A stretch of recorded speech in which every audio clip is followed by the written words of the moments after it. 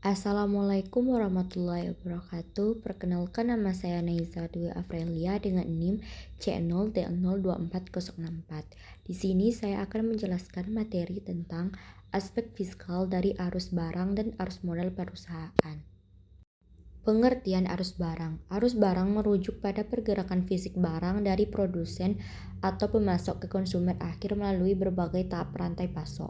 Ini mencakup aktivitas seperti transportasi, penyimpanan, distribusi, dan pengelolaan inventaris untuk memenuhi kebutuhan pelanggan. Konteks logistik, yaitu dalam logistik, arus barang melibatkan aliran bahan baku atau barang jadi dari titik asal seperti pabrik hingga konsumen, termasuk pengadaan, produksi, dan pengiriman.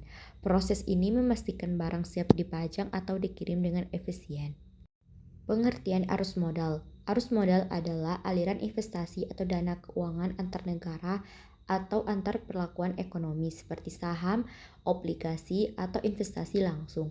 Ini terjadi karena perbedaan ketersediaan modal di suatu wilayah, di mana negara dengan modal berlebihan mengalirkan dana ke wilayah yang kurang untuk mencari keuntungan lebih tinggi.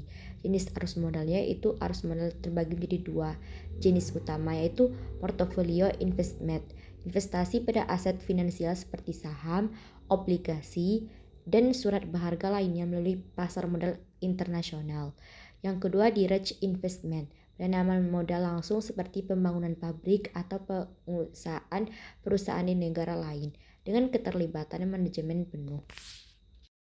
Aspek fiskal arus barang. Aspek fiskal arus barang merujuk pada perlakuan perpajakan yang terkait dengan pergerakan fiskal barang dalam rantai pasok, terutama melalui instrumen seperti PPh Pasal 22 dan PPN di Indonesia.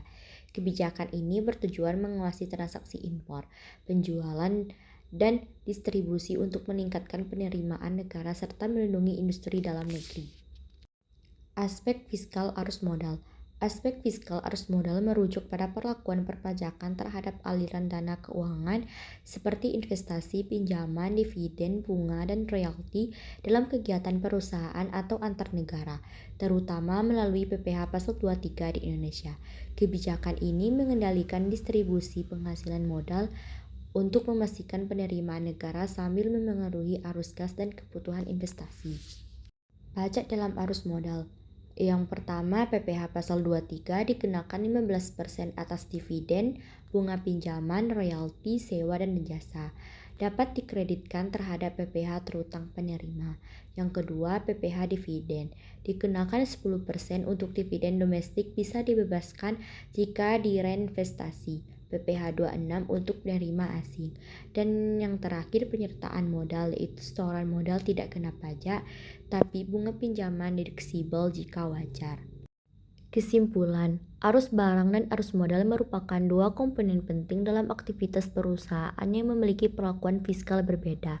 Arus barang berkaitan langsung dengan kegiatan operasional seperti pembelian dan penjualan, sehingga berdampak langsung pada penghasilan dan biaya yang menjadi dasar perhitungan laba kena pajak. Oleh karena itu, arus barang dikenakan pajak seperti pajak pertambahan nilai PPN dan pajak penghasilan PPh. Sementara itu, arus modal berkaitan dengan kegiatan pendanaan seperti setoran modal, pinjaman, dan investasi. Tidak semua arus modal dikenakan pajak secara langsung. Pajak baru timbul apabila arus modal tersebut menghasilkan penghasilan seperti bunga, dividen, atau keuntungan investasi atau capital gain. Sekian materi yang dapat saya sampaikan. Saya tutup dengan Assalamualaikum warahmatullahi wabarakatuh.